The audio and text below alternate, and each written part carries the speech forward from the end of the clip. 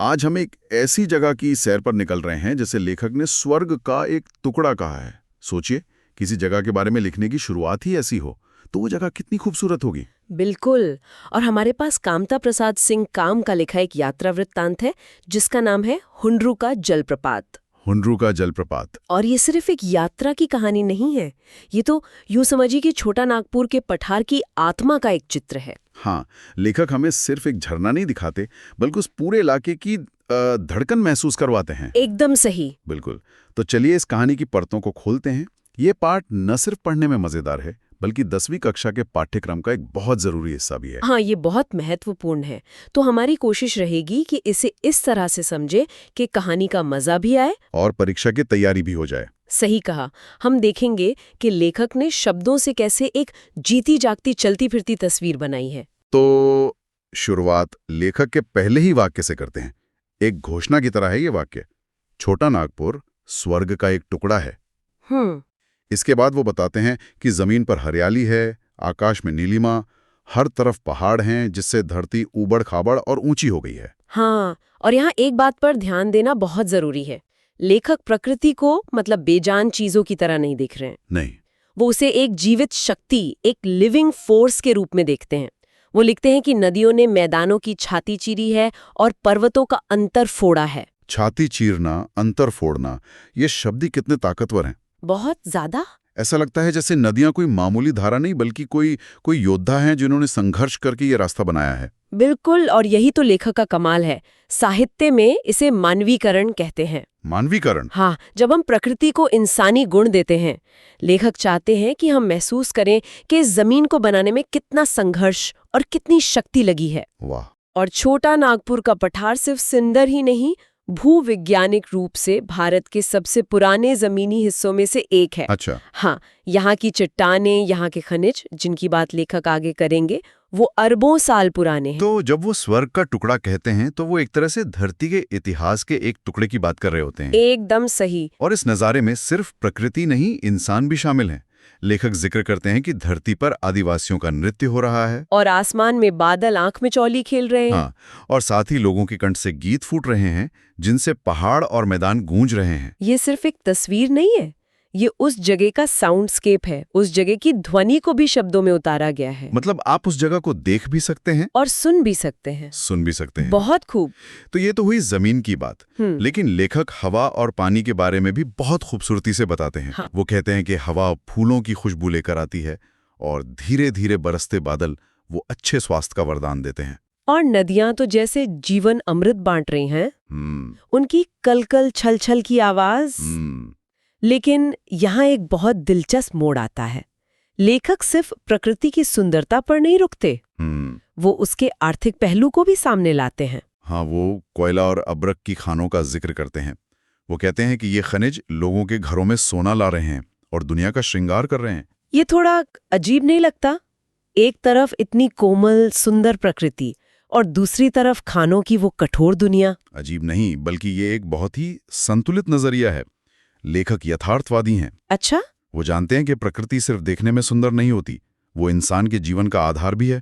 तो एक तरफ कोयला और अभ्रक दुनिया का भौतिक श्रृंगार कर रहे हैं और दूसरी तरफ झरने हैं जो आंखों को तरी और कल्पनाओं को खुराक देकर हमारी आत्मा का श्रृंगार कर रहे हैं। बिल्कुल, प्रकृति दोनों दे रही है, समृद्धि भी और शांति भी।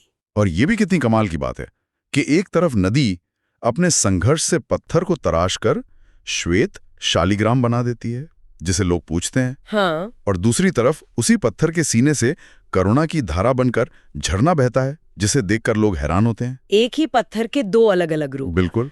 एक में पत्थर को आकार दिया जा रहा है और दूसरे में पत्थर खुद रास्ता दे रहा है। वाह। ये प्रकृति के अलग अलग रूपों को दिखाता है, कभी वो कठोर है, कभी कोमल। चलिए अब उस जगह पर आते हैं जो इस पाठ का दिल है, हुंड्रू का झरना। लेखक कहते हैं कि छोटा नागपुर में झरने तो बहुत हैं, पर हुंड्रू जैसा कोई नहीं। रांची से 27 मील दूर। और यहाँ यात्रा शुरू करने से पहले ही लेखक एक बहुत गहरी बात कहते हैं। वो महात्मा गांधी के एक कथन का जिक्र करते हैं, साध्य की पवित्रता एवं महत्ता तभी है जब उसका साधन भी महान हो। ये तो बड़ी गहरी बात कह दी। मतलब सिर्फ मंजिल नहीं, रास्ता भी सुंदर और महान होना चाहिए। तो क्या हुंडरू का रास्ता वाकई इस कसौटी पर खरा उतरता है? लेखक के अनुसार बिल्कुल उतरता है। वो रास्ते का ऐसा वर्णन करते हैं कि लगता है रास्ता खुद एक मंजिल है। अच्छा। सुंदर मैदान, घने जंगल, घुमावदार सड़कें, और क्योंकि वो अगस्त के महीने में यात्रा कर रहे हैं तो धान की हरी भरी क्यारियां भी दिखती हैं। वाह। वो कहते हैं कि हवा ऐसी है कि लगता है आप किसी देवलोक में आ गए हैं। और वहां के लोगों के बारे में लेखक जो कहते हैं, सादगी और गरीबी की मूर्ति, ये सुनकर एक सवाल आता है मन में। क्या वो उनकी गरीबी का महिमा मंडन कर रहे हैं या उनकी सादगी की तारीफ कर रहे हैं? ये बहुत अच्छा सवाल है। मुझे लगता है कि लेखक का ध्यान गरीबी से ज्यादा सादगी पर है। सादगी पर। हाँ, वो उन लोगों को प्रकृति का हिस्सा मानते हैं। उनकी आंखों में जो भोलापन है, जो सादगी है, वो लेखक को शहरी चालाकी से बिल्कुल अलग लगती है। तो ऐसा लगता है मानो वो लोग भी उस सुंदर रास्ते का ही एक हिस्सा हैं, बिल्कुल, जो यात्री का स्वागत कर रहे हों। इसीलिए लेखक का निष्कर्ष है, जैसा हुंडरू का झरना वैसा उसका मार्ग। दोनों ही निराले हैं। तो चलिए अब हम भी लेखक के साथ झरने तक पहुंचते हैं। और पहुंचते ही जो पहली चीज महसूस होती है वो है उसकी खूबसूरती नहीं, उसकी आवाज। उसकी आवाज। और लेखक ने इसकी तुलना बड़ी अजीब चीजों से की है। हाँ, वो कहते हैं कि आवाज ऐसी है मानो 10-5 हाथी एक साथ चिंघाड़ रहे हों, या कई ट्रेन के इंजन एक साथ आवाज कर रहे हों, या फिर हजारों नाग एक साथ फुफकार रहे हों। लेकिन ये जो तुलनाएं हैं, हाथी, ट्रेन, नाग, ये तो डरावनी आवाजें हैं। हाँ, है तो। कोई भी आवाज बहुत सुकून देने वाली तो नहीं है। झरने की आवाज को इतना भयावह क्यों बताया गया है? ये लेखक की एक बहुत ही ब्रिलियंट कोशिश है झरने की शक्ति और उसके विशाल आकार को बताने की। अच्छा। वो सिर्फ ये नहीं कहना चाहते कि आवाज बहुत तेज थी, वो चाहते हैं कि पढ़ने वाला उस आवाज की ताकत को महसूस करे। हाथी की चिंघाड़ में ताकत है, ट्रेन के इंजन की आवाज में एक औद्योगिक शक्ति है, और नाग के भुपकारने में एक जंगली अनियंत्रित ऊर्जा है। इन तीनों को मिला के वो हुंडरू की उस कच्ची, अनछुई और जबरदस्त शक्ति को हमारे दिमाग में बैठाना चाहते हैं। ये सुंदरता से पहले उसकी भव्यता का एहसास है। मतलब सुंदरता जो आपको डरा भी दे। अब समझ आया। आवाज के बाद आता है नजारा। 243 फुट की ऊंचाई से गिरता पानी। और उसके लिए भी लेखक के पास कमाल की उपमाएं हैं, है ना? कभी लगता है कि कोई रुई धुनने वाला रुई के बड़े बड़े गल्ले नीचे गिरा रहा हो। हाँ। कभी लगता है जैसे दूध की एक विशाल धारा गिर रही हो। और जब पानी की धार चट्टान पर पूरी ताकत से गिरती है तो उस टकराव से इंद्रधनुष जैसे रंग पैदा होते हैं। बिल्कुल, प्रकृति का अपना ही एक कला प्रदर्शन। मुझे वो हिस्सा बहुत पसंद आया जहाँ पानी के अलग अलग किरदार हैं। हाँ। लेखक बताते हैं कि कहीं पानी सांप की तरह चक्कर काटता है, कहीं हिरन की तरह छलांग भरता है, और कहीं बाघ की तरह गरजता हुआ नीचे गिरता है। एक ही पानी कितने रूप। और ये फिर से वही बात साबित करता है, प्रकृति स्थिर या बेजान नहीं है, वो जिंदा है, गतिशील है। उसके भी अलग अलग मूड या स्वभाव हैं। बिल्कुल। जो विद्यार्थी इस पाठ को परीक्षा के लिए पढ़ रहे हैं उनके लिए ये उपमाएं और तुलनाएं बहुत महत्वपूर्ण हैं। हाँ, ये तो है। ये लेखक के भाषा कौशल को दिखाती हैं। और इस नज़ारे को देखकर लेखक सिर्फ वाह क्या झरना है कहकर आगे नहीं बढ़ जाते, वो बहुत गहरे दार्शनिक विचारों में डूब जाते हैं। हाँ, और यहीं पर ये यात्रा वृतांत एक साधारण लेख से ऊपर उठकर एक दार्शनिक रचना बन जाता है। लेखक कहते हैं कि ये झरना पत्थर की छाती को चीर कर निकल रहा है। ये एक ही समय में पत्थर की सहनशीलता भी है और पानी की अदम्य शक्ति का प्रदर्शन भी। और वो जो लाइन है, पत्थर की आंख से आंसू निकलते हैं और पत्थर का कलेजा पिघल जाता है। कमाल की कल्पना है। हाँ, मतलब एक कठोर चीज में भी इतनी करुणा हो सकती है। बिल्कुल। और लेखक तुरंत इसकी तुलना इंसान से करते हैं। वो सोचते हैं कि काश इंसानों का मन भी इसी तरह पिघल कर बहने लगता। अगर ऐसा होता तो दुनिया से लड़ाई, झगड़े, धोखाधड़ी और स्वार्थ सब खत्म हो जाता। वो प्रकृति में मानवता के लिए एक सबक देख रहे हैं। लेकिन फिर कहानी में एक और पत्थर आता है। हाँ। जो बिल्कुल टस से मस नहीं होता, जिस पर सदियों से पानी गिर रहा है पर वो न घिसता है न धंसता है।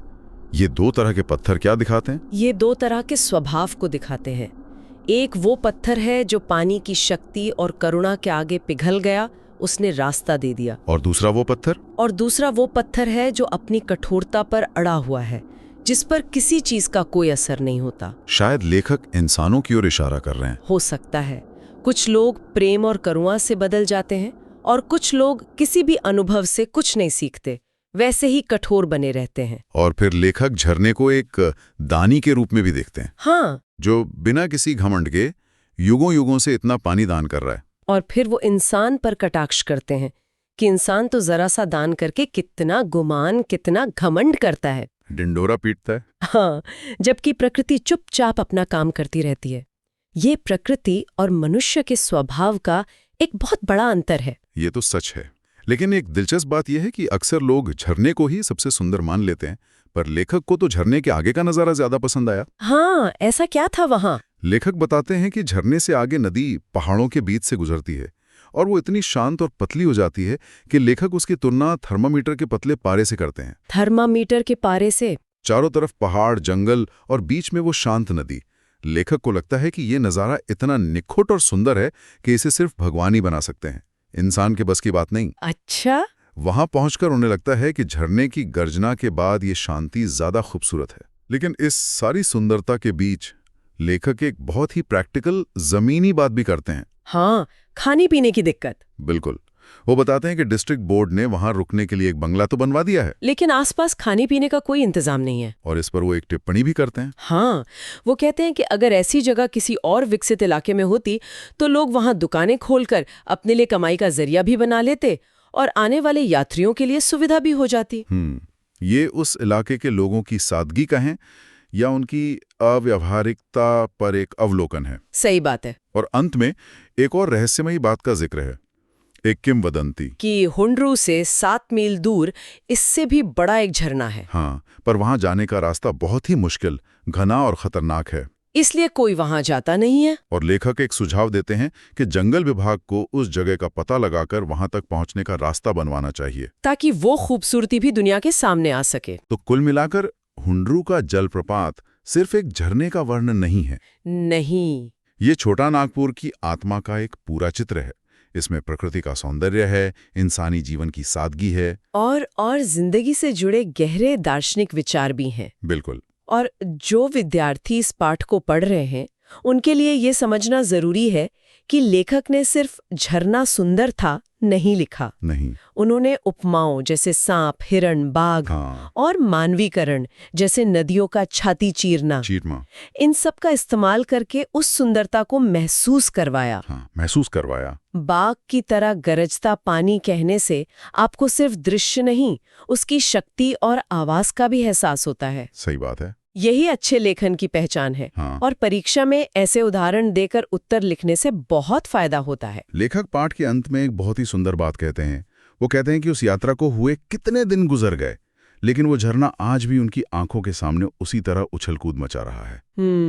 ये बात हमें ये सोचने पर मजबूर करती है कि कुछ यात्राएं और कुछ अनुभव हमारे मन पर इतनी गहरी छाप क्यों छोड़ जाते हैं कि वो हमेशा के लिए हमारी यादों का एक जीवंत हिस्सा बन जाते हैं।